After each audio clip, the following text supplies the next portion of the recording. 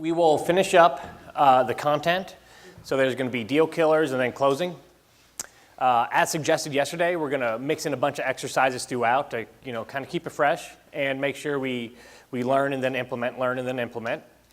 Then we're going to take the entire sales process from beginning to end and go through it. Just one fluid beginning to end. I've got scripts, I've got all that I can give you too. So that should kind of put a bow on it. That should tie it all together.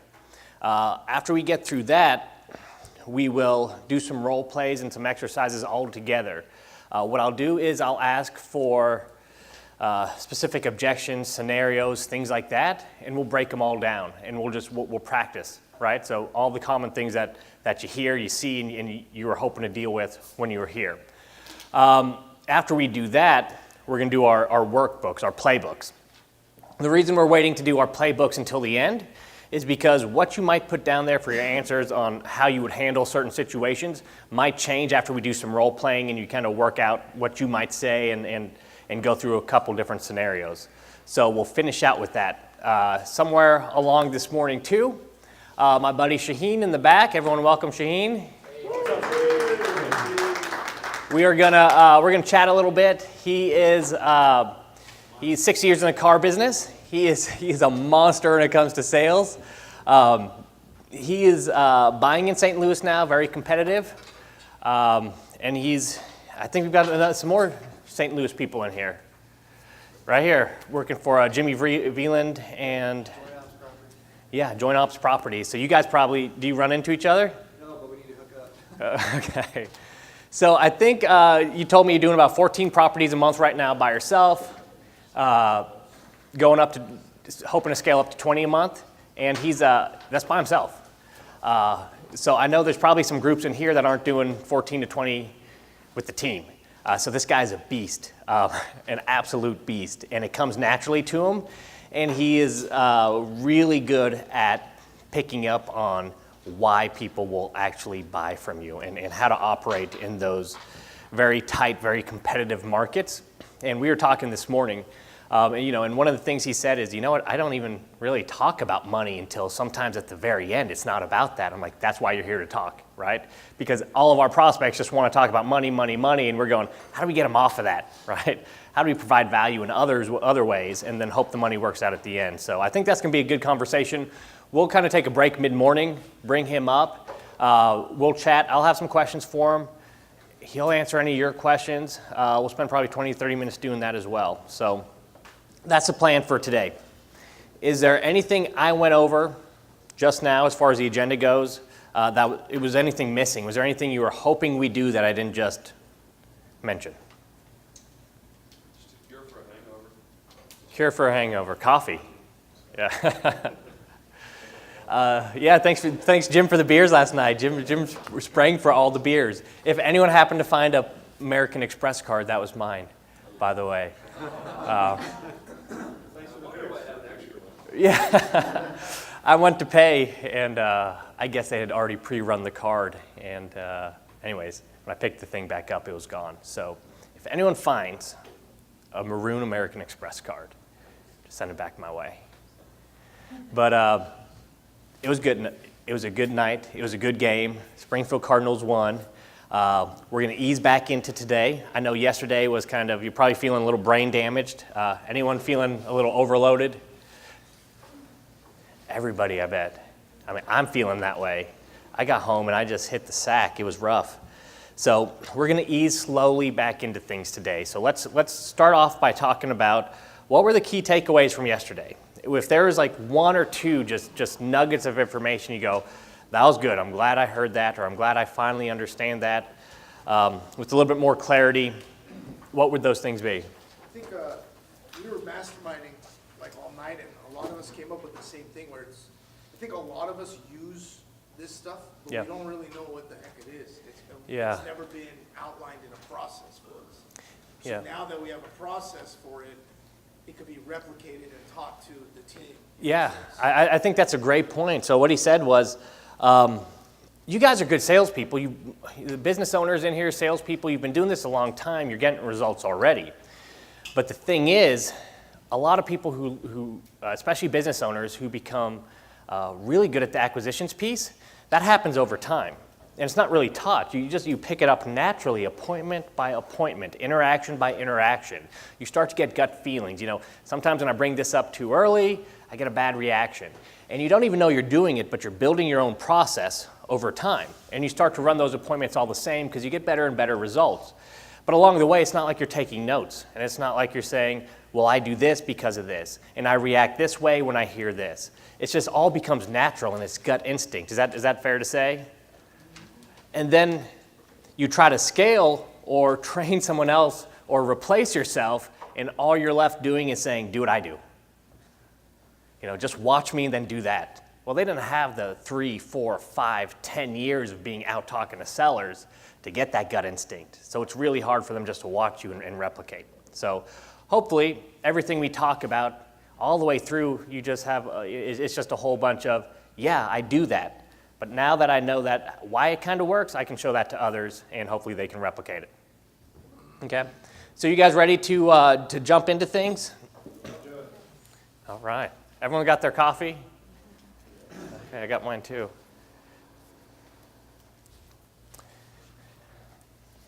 Let's see how the clicker does today. You guys ready? I don't even want to push it. 1 for 1. We're on. So we're going to talk about deal killers. So to recap, here's where we're at. We talked about advance agreements first. How do we set up every conversation for success? Yesterday we spent just a ton of time talking about motivation and urgency, right? Why would somebody move forward with you? What would make them want to take some type of action? And while we talked about that, we talked about some advanced listening and advanced questioning techniques. We talked a little bit about how to overcome resistance and deal with, kind of reluctant prospects. And now we're going to move into deal killers. So that's everything that might stand in the way of you actually doing a deal, like the realtors, the money, the competition, the other investors, all that kind of stuff. Risk, time, we're going to get into all of that, okay? So set the conversation up for success, find out what's driving them, hopefully turn the knob up on that a little bit so they're really amped to take some type of action, and then let's remove every obstacle that's in the way of them from them taking action. So when I look at what can get in the way of a deal, I've kind of narrowed it down to 4 specific things. So these are the 4 things I usually target. On every sales call, I don't target all 4. Some I will if I feel lost and I don't know what potential deal killers are out there. Some you're going to know right away there's potential deal killers and want to go after them. But it all comes down to these 4 categories. Money, time, relationships, and then kind of comfort and risk is that last category. Okay? These are the things that will get in the way of your deals from coming to fruition. So let's go through all those over the next 15, 20 minutes or so. Let's start with the question. If you're a prospect, if you're talking to a seller, and they've got this deep and this long-standing relationship with your competition, and your competition could be it could be a family member, could be a realtor, could be another investor, could be anything that they decide to do with the property instead of selling it to you. If they've got a deep, long-standing relationship with any of your competition, when do you want to know that? Yeah, as soon as possible, right? Why? You're going to change your approach. You're going to do things a little bit differently. You might change your process. You might change your next step. You might have a conversation that you might have otherwise not had, right? When a new customer does business with you, are there any pre-existing relationships that could be impacted in some way? Friends, advisors, family members, if they decide to sell to you. I mean, I'm asking you about your deals, the deals you do. When you decide to buy a home or someone decides to sell you their home, are there relationships that could be impacted by that? Yeah. All the same stuff, right? Family members, someone who might stand to inherit the house, tenants or family members living in the house. It could be a wide variety of things, right? A lot of people could be impacted. If you're moving school districts, if there's people who take care of the home for you, if the realtor friend wants to sell the house, right? Any of those things, if you have a relationship with those people and they decide to sell, that might be a tough conversation. that might actually even end some relationships. Do you guys think you've purchased some houses and made a family member or a friend or someone so upset that that person you bought from was in a pretty tight situation? All the time, right? It's a pretty emotional thing. Flip that coin. Do you think there's times where they decided not to sell to you because of potential impact to those relationships? So we really want to proactively dive into those things. That's what we're going to talk about. If your prospect isn't willing to commit the time or energy necessary to do business with you, when do you want to know? Right? If they can't work within your time frame, selling quick enough, slow enough, if they're not willing to clean out the house or find a new place, when do you want to know that? You want to know right away, right? Because your time is your most valuable resource. And if you're messing around with people who are not in position to do business with you, because you just have your fingers crossed and you're hoping, who are you not spending your time with? The people who might actually sell you their house, right? So let's start talking about these things. What are the risks? What are the sources of discomfort that someone might experience if they decide to sell you their property? Let's make a quick list. Because we need to know these things going into an appointment, because we're going to have to proactively pull them out and help our prospects get over those things if we hope to get to the finish line with these things. Make sense? Yeah. So risks, discomfort. Someone decides, it's hard, I know, at first to even think about this because we're used to buying. We're not used to selling.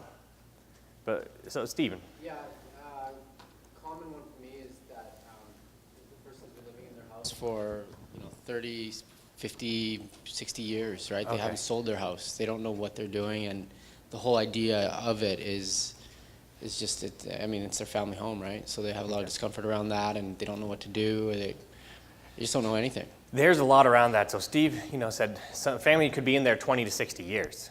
So there's a lot of potential risks and discomforts that come from that. There's a lot of emotional attachment, right? Sentimental value to the house. There's, I don't know anything about selling a house, so this whole process kind of scares me. When we don't know what to do, when we're confused, what do we usually do?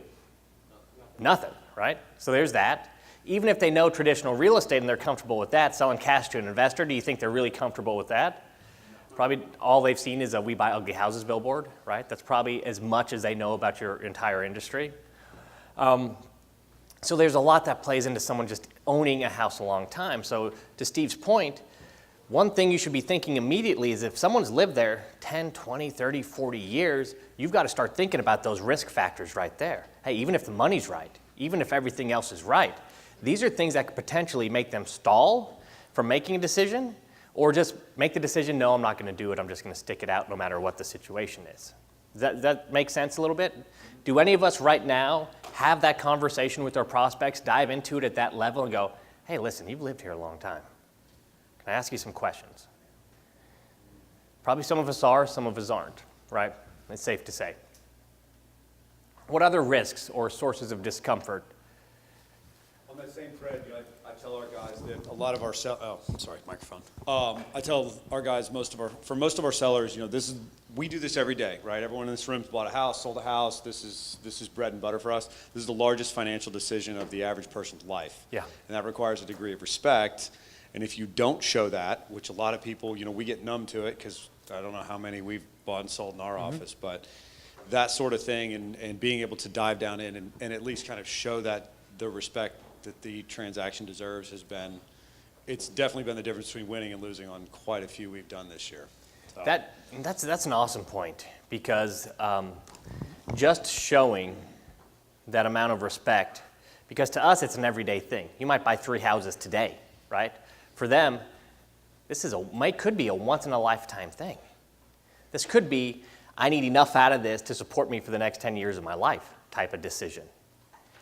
Just having a cavalier attitude about it could lose the deal for you by not respecting the amount of risk and discomfort that actually goes with that decision. If you can't empathize there and you blow through everything and don't bring it up or even address it, or just don't show the proper amount of respect, could that kill a deal? Right? And it has. All these things do. That's why we call them deal killers. Yeah, so another thing I hear a lot is, how come all these people now are starting to call me, or I'm getting mail, or, especially like right now, like what's going on? I mean, why are Risk and discomfort, absolutely. So great point, Michael. So how do you think it would feel if you live your whole life and you never hear from anyone wanting to buy your house, and then one year you start getting random letters from all these people who are saying, sell me your house for cash, sell me your house for cash, sell me your house for cash. You hit the list, right? So how do you think that would feel? Number one, I'd be thinking, somebody wants this freaking house. I might be able to make a fortune off of it. Who wants to pay a fortune for it? None of us, right? So that's working against us right now, too. So you might be wanting to buy a house. If they've got 45 letters sitting on their kitchen table when you get there, they might have some really unrealistic expectations, right? So that's another deal killer. Anything else? Any other risks or sources of discomfort a seller might go through in this process? Go ahead. I think one of the biggest factors is probably trust. Yeah. Trust is a huge deal. There's been a lot of folks like in our markets, because we're in multiple markets, they'll come with higher bids, but the credibility is just not behind them. And they'll look up our brand and our website and everything we do, testimonials, Google reviews, and we'll beat them by this property we just got a couple of days ago, we were 20K under the next guy. And I just spoke to the other guy, Alex in Vegas, and it just came down to that. The couple, older couple, they trusted our company over just a single guy buying houses, That's massive. I mean, I got to repeat that because that's massive. They sold for $20,000 less because there is a little more trust. $20,000 less. So is it important that we address sources of risk and discomfort? Yeah. Right? It's a no-brainer. $20,000.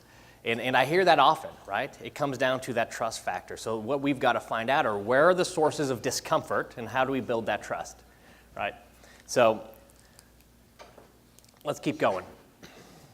We want to bring this stuff up and we want to approach it before we ever get to our offer. We're talking about it now, before the close, before the presentation, before the offer, for a specific reason. We do this, we talked a little bit about this yesterday, because once we give that offer, we lose our leverage, right? They want our offer, we want their house, we give them the offer, they've got no reason to talk to us. So if we give the offer, and then we want to jump into a discussion about, hey, what are you kind of uncomfortable about? You think they're going to be really open to having that conversation, or are they going to be kind of shut down at that point? I've got your offer, let's wrap this up, I'll think about it, call you when I make a decision. I mean, what do you think? I could be wrong. Depends on the prospect. I mean, some people will come right back at you, some won't. Yeah. See it both ways. Yeah. Okay, fair enough. In my experience, I have a better chance of having this conversation about deal killers before I give an offer. Because once I give an offer, they may be very open to talking. We might go for the no and start from there and then have that conversation. But other times, they've got what they need from me at that point, and they're kind of wrapping it up. Sometimes it's just, all right, well, I appreciate it. I've got a lot of thinking to do. I've got some other people coming. And at that point, if I want to, well, let's stop and continue this conversation and talk about sources of discomfort. No, I got what I need. That's a good point. I was shadowing one of my acquisition reps, and everything from when we knocked on the door to when we're delivering the proposal, is 40 minutes to a little bit over an hour. Yeah. And then once we gave up the offer, it was like literally 2 minutes out the door. Yeah, it was over, right? Over. You lost your leverage. That's it.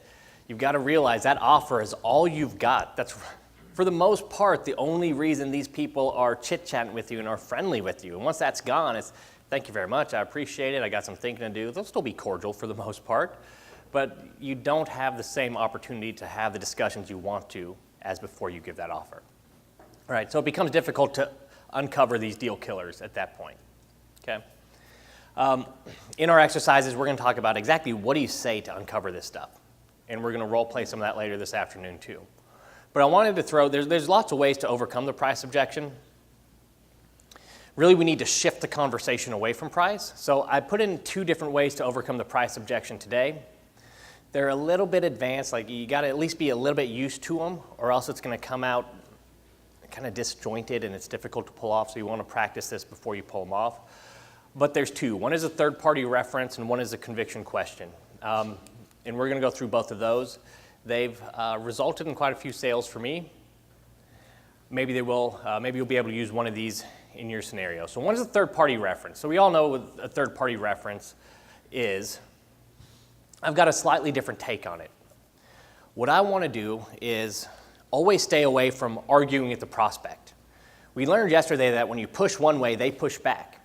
So if I'm trying to tell them how great I am or why my price makes sense, I'm usually going to get some pushback, right? Do you guys get the same thing? You start justifying and they start kind of, it almost gets a little argumentative and you just got to back away. Well, I want to stay out of that. So if I need to overcome a price objection, I don't want to tell them why. I want them to figure out why my price makes sense on their own. So I use social proof. Basically, I just ask them this question. Listen, I know my offer's low. I get it. You're not the first person to tell me I'm not offering retail. It happens a lot. And most of my customers, this is exactly how the conversation started. But I'll tell you what, we buy about 5 to 10 houses a week, and everyone who does business with us are really happy that they did. In fact, they leave testimonials on our website and all that kind of fun stuff. And then I put the ball back in their court. I don't tell them why they're happy with that decision. I just say, hey, here's the social proof. People do it and people like it. Why do you think that is? And what that forces them to do is come up with reasons why it's good to do business with us instead of me telling them. Does that make sense? So using social proof is the easiest way to use a third-party reference. It's not me telling you. I'm just, hey, here's the deal. I know my offer isn't retail. But the fact of the matter is, I buy a lot of these houses every week from people, good people just like you. And they're a little nervous too at first, but at the end of the day, they're really happy they made the decision to sell to us. In fact, if you hop on our website, you'll see 40 or 50 testimonials of people we bought from. Maybe this isn't right for you, but why do you think they were so happy with it? Well, I don't know, because you bought fast, because this, because that. Whatever they say, if you like it, then you just agree with them. Absolutely. Okay, that's how you start to build the value. Does that make sense so far? If they say something to the effect of, You're crazy? yeah, you're crazy. Yeah. That's my next slide. You're crazy. It happens. It happens occasionally, yes. So if they don't come up with the reason, it doesn't happen as much as you think, but it will happen. If they don't come up with the reason, or they just tell you, hey, you're not, those people are nuts. They don't know what they're doing. They're amateurs. You gently correct them. No, these are your neighbors. We bought 3 houses on this street. These are people with the same types of jobs. These are people just like you who are smart and know what they're doing. So kind of rebuff that a little bit, very gently, then ask them again. Why do you think they decided to sell to us, right? You challenge them just a little bit in a very nice way. Now, only if they don't come up with anything can you suggest a couple of reasons why, okay? You always want them to suggest the reasons why you're better, why people do it first. Only if after about 2 attempts there's still nothing, then you can add whatever you think your competitive advantage is, right? People trust us because we're not a one-man show. We've been around forever. We bought 400 houses this year. We buy quickly. We buy on your terms. We have the best offer out there. Whatever you want. But whatever you say or they say, you hit them with, that's it. After that, you use a quick takeaway, maybe. That's it. What I hear you saying is taking care of those repairs, closing in 3 weeks, whatever those competitive advantages were, whatever they said, sounds like that's not important to you. Is that correct? You start pushing back on them. So here's the template. Here's the basic strategy for the third-party reference, right? Hey, lots of people do business with us, just like you. Why do you think they do? I don't know, probably because A, B, and C. Exactly. But what I'm hearing you say is A, B, and C is not important at all to you, right? That's simple. Does that make sense? So that's how you start to have your prospect uncover your competitive advantage for you. You don't have to tell them a thing. And then you can use a takeaway, go negative, and push back on them and say, but that doesn't sound important to you, closing in 3 to 4 weeks. I say, no, it's not important at all. Well, here's the deal then. I could give you a better offer, but I can't close for a year. Will that work? No, absolutely. So time is important to you, but just not important enough to take my offer. And you can start adding value in those types of things. So this is a little bit of an advanced technique, but just think of it this way. On simplest terms, when your prospect's having trouble finding value in your offer is too low, they have to have some type of value.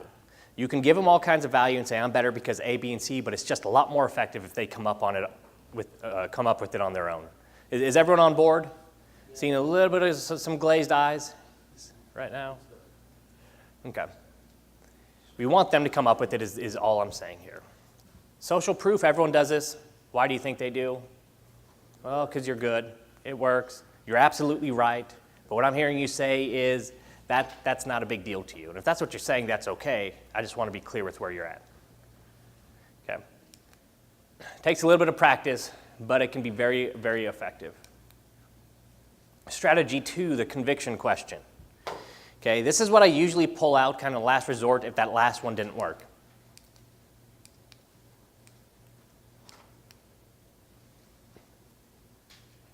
This is where we get off of price into the real issue, okay? If they're really stuck on price and you're trying to reframe the conversation back to value. So, hey, I can appreciate you feel that way, but can I ask you a question? I know at this point, you don't think our offer is good enough. It's not worth taking. But if you did, I mean, if you really believed me and my company could help you better than anyone else you've talked to so far or anyone you're about to talk to, would you consider doing business with us for even a little bit less than what someone else is offering? That's the question, okay? Hey, your offer is low.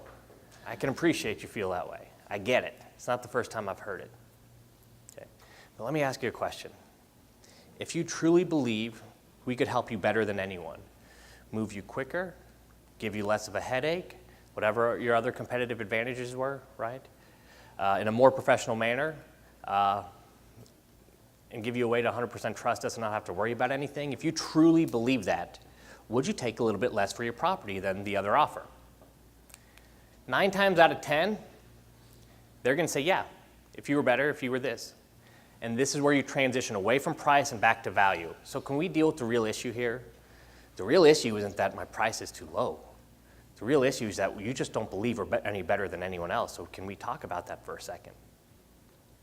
And you get right away from price to whatever they're trying to accomplish. You don't believe we can move you faster. You don't believe we're a better company. You don't believe we've got more resources. You don't believe we can close any better than anyone else. Because that's really the true issue, isn't it? Yeah. Yes. Let me back up for a second. How many of you guys buy houses cheaper than what your competition offered? Almost everybody in this room. Okay. Why? They're not doing it just for fun.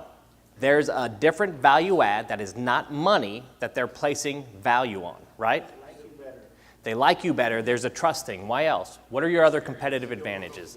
Experience, comfort. What are your other competitive advantages? Solve their problem quick, and maybe even just understand their problem better, right? Here's the point.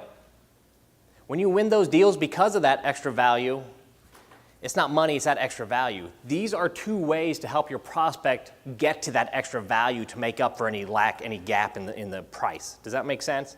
That's what we're looking for. So sometimes you win those deals when you're not paying as much because they understand the additional value.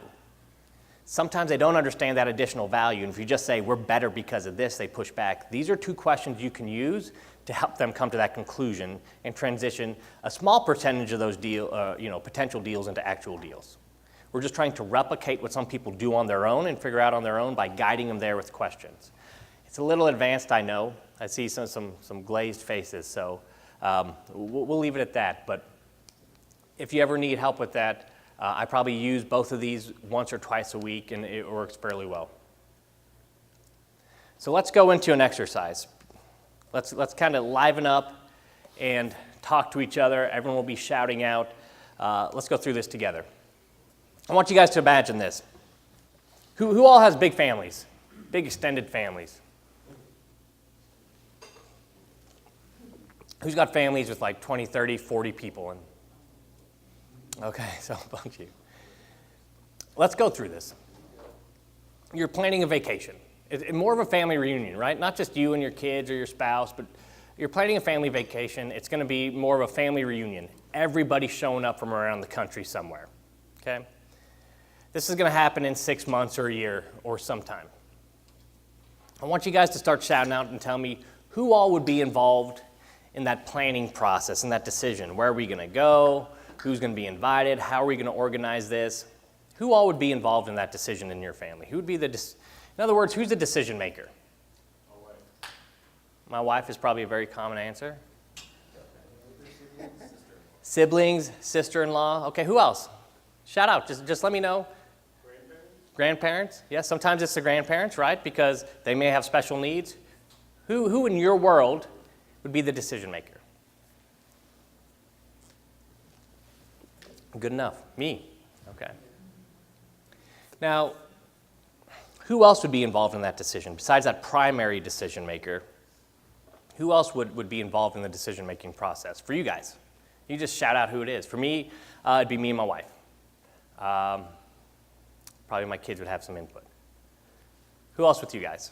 Think about this. The whole family, okay? Who else? You got to get involved for this to work, or else. Sister, okay. Parents, okay. Perfect. Let's go to the next question. So the main decision maker, if this all flowed, so we started to broaden this out, but if this all flowed to one single decision maker in your family, just one person to make that final decision, who is that? The spouse, the wife, the grandparents, all those same people? Same, okay. One person, right? The decision maker. What do you think that their primary concern would be? So for your family, it's going to be different for everyone. So for my wife, it would probably be, she'd probably be concerned about matching everyone's schedules. Kids have school stuff, sports, that type of thing. For whoever's the main decision maker who's putting together this family reunion in your family, what would their primary concern be? Accessibility. Price. Timing, location. All over the board. Food. Yeah. Man, I love to eat. Recreation. I had 2 breakfasts today. Perfect. So a little bit of everything. Let's keep going. Who would be impacted by the decision to go on this family reunion, on this vacation, in any way, big or small? Who would be impacted? You pick up your family. Who else is impacted? Obviously, you are in your family because you got to get up and go, right? Who else? Co-workers, kids, Service company. neighbors, service company, Dog. coaches, yeah. People who are involved in church and sports programs, right?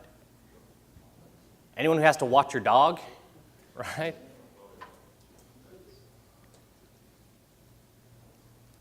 So all these other people who could be impacted, what are their primary concerns going to be? Your boss, right? How much you're dumping on their plate. Perfect. Anything else that they'd be concerned about? Timing. Timing. If you have other coworkers at the time, you're trying to take vacation. Co-workers at the time. So this net starts to spread. Let me ask you this question. Any of those people that we just listed, from the dog walker to the boss, family members and on, do you think any of them would have, they may not be able to say yes or decide where the family's going on vacation or even be considered a decision maker, but do you think if they put up a big enough fight, they could potentially influence a no or a change or impact that decision in some way? I mean, as we look at this net of people for this family reunion, in your particular family, how many people would you say could potentially impact or influence a no or yes? Influence a decision in one way or the other? Like, throw out a number for your family. I can't count that high, John. Can't count that high. For me, it'd probably be about 15 to 20. How about for you all? Who could impact that decision in one way? Impact meaning a boss says, no, you can't take those dates. You've got, Suzanne's out at that time. The ball team saying, no, you can't take those dates, coach, because we got the big game, right? Who all could impact that decision in some way in your web? So you're talking about your family member, then every one of those family members, the people, their decision to leave could be impacted by. What's that number? 10. Anyone else? Couple dozen. So we've got 10 to I can't count that high, right? Follow along with me. I'm going to come to a conclusion. Okay, we're not going to mess with that. From an outsider's perspective, from someone on the outside looking into your family, who would they say is the decision maker? My sister. Sister. Who else? Just shout it out. It's okay. The husband, the father, the patriarch of the family, right? From an outsider who doesn't know your family, would that really be the decision maker? How many of you who just said from the outsider looking in would view this person as the decision maker? How many times would that be right? Looking in, people would say, I'm the decision maker. It's my wife. They would be wrong every time, for example. So for all those people you just listed who you said the outsider would say this person's the decision maker, how many were right and how many were wrong? Most of them right? Yeses and nos. Okay? From your perspective, from an insider's perspective, who do you believe would have the most influence over the decision? So if you know who the decision maker is. Let's say, hey, I want to go to Belize. Who would you recruit to be on your side to say, go tell mom we got to go to Belize? Who would that be for your family? For me, it'd be my wife's mother. My wife would decide. I'd get Linda on my side. We'd get together. We'd make things happen. But for you guys, who would that major influencer be? Who has the ear of the decision maker? Is it you or is it someone else? Work through me on this one because we're going to come to a pretty good conclusion. You just got to trust me on it. It's hard to say. It's a combination of people. Well, who are those few people? I feel like it's the women that usually do a lot of the legwork, but a couple of the husbands will be like, It depends on the family dynamic, right? Yeah. And who's cutting the check? And who's cutting the check. Sometimes that doesn't matter, but I'll tell you from experience. Other times it does. Other times it does. I'm a wuss.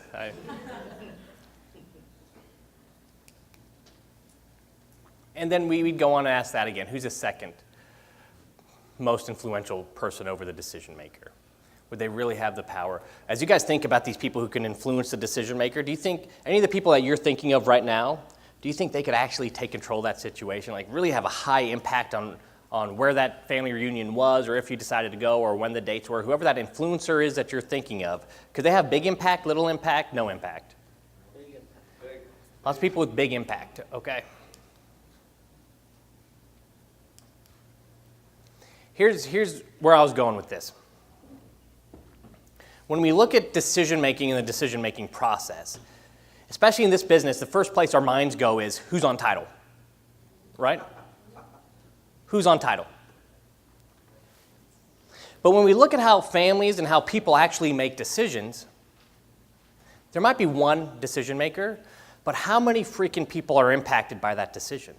How many people could influence that decision, yes or no? And now ask yourself, how many people are you talking to, bringing that up with, or digging into when you're talking to a prospect? Let me ask you this question. When you go and you decide to buy a house from a family like yours, how many people do you really think has influence over that decision? Just that one person you're talking to, or how many people? Throw out a number. Throw out a number. 4. 3, 4, 15, 20. Could be 15, 20 or more, some with a lot more influence than others, right? The point is this. Most of us, when we talk about decision-making process, we're dealing with one person who can say yes out of the 5, 10, 15, 20 people who can actually affect the decision, right? What are our odds of buying houses if we're talking to 1 out of 20 decision makers or influencers? 5%. All of this starting to make sense now. There's usually 1, maybe 2 people who can say yes. You're usually going to run into 3 to 5 people who can influence a yes or a no. How many of us are taking advantage of anyone outside of that primary decision maker?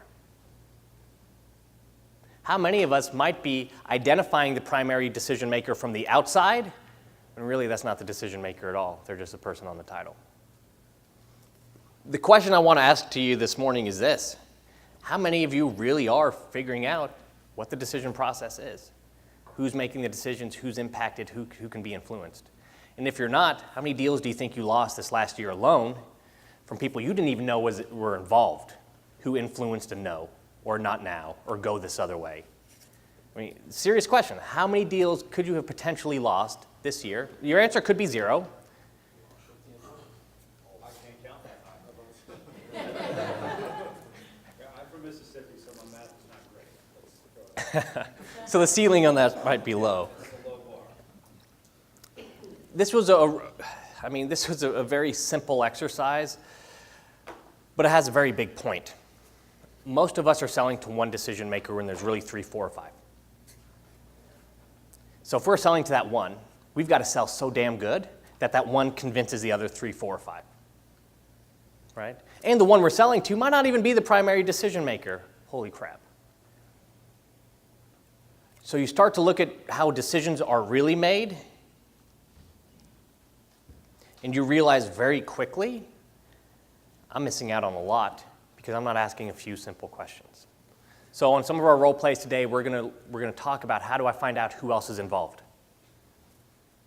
And when we find out that there are multiple decision makers, we're gonna do the exact same thing we did with the other decision makers. Why would you sell? What's gonna get in the way? Because when we end up doing our presentation here in a moment, we need to address every one of their motivations and every one of their deal killers. There could be 3 decision makers. Who buys probate? Where there's siblings, right? Are those siblings always on the exact same wavelength? Right? One is just, I don't want to deal with this anymore. One wants to hold on to the house. The other one wants you to take it for nothing, right? You've got to figure out each one of their motivations, each one of their deal killers. So when you put your presentation together, it's, Jan, I know you want to accomplish this, so this is why I'm structuring the deal this way. Bob, I know you want to accomplish this, so that's why I'm sliding this into the deal. Sue, I know your motivation is this, so that's why we're making this, we're doing it as quickly as possible. Now I know you each have your own concerns too. So here's why I'm structuring the deal this way. Concern 1 for you, concern 2 for you, concern 3 for you. With that very simple example, do you see how you can craft your presentation or not even change your presentation or offer, but speak about it in such a way where you're going to have a much higher chance of success with that family or with that deal? It's simple, right? Now I know, Jared, you come from the corporate world, right? Yep. So you're from the world of probably 5 to 10 decision makers for every, what is it? I think in B2B sales, there's an average of 7-point-something decision makers per decision, right? Yeah, it's called a complex sale. Yeah. So Miller Hyman talks a lot about the complex sale, and I've got a sheet in the back of your workbook, your playbook that we're going to go over. That's going to help you identify these decision makers. It's probably one of the last pages. So keep this lesson in mind as we fill that out. What that sheet's going to do is it's going to help you identify who can influence the decision, what their level of influence is, what their big concerns are and motivations are.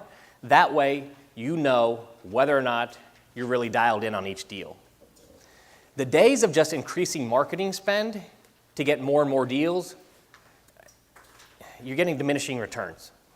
We've got to focus on how do we win every winnable deal. This might seem overboard for you, but this is what the best of the best do. Okay? This is what the pros do. They don't look at one person, they look at the 3 or 4 people. If I'm up against Harry I think stepped out. If I'm up against Harry in a house, and there's 3 decision makers, and Harry is damn good with one of those decision makers, but I'm pretty good with all 3, who do you think is going to win the deal? Who's going to get 2 out of 3 consensus? Me. That's why this is so important. Okay? Anyone pull anything from that? Yeah. How many people go, you know what, I'm not asking enough questions or talking to enough people? 1. Okay, 2. If we assume to know who's involved and how they make decisions, we're just going to be wrong. It's just as important to identify those who can influence a no as it is to those who can say yes. That's what we want to leave with. Okay?